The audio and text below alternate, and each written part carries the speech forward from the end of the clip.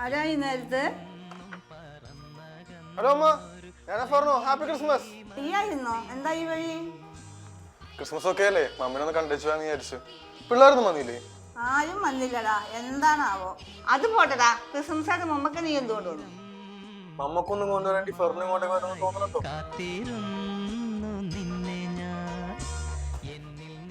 ആ നീ ആള് കൊള്ളാലോടാ, 2 ഗ്ലാസ് ഇങ്ങോട്ട് എടുത്തേ. ക്ലാസ് മാറ്റി ഒരു പ്ലേറ്റ് ആക്കിയാലോ? ഹായ്.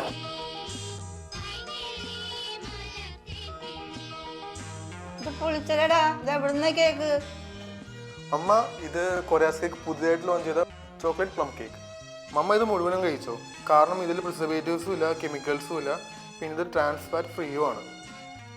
അപ്പൊ അമ്മ, ഹാപ്പി ക്രിസ്മസ്.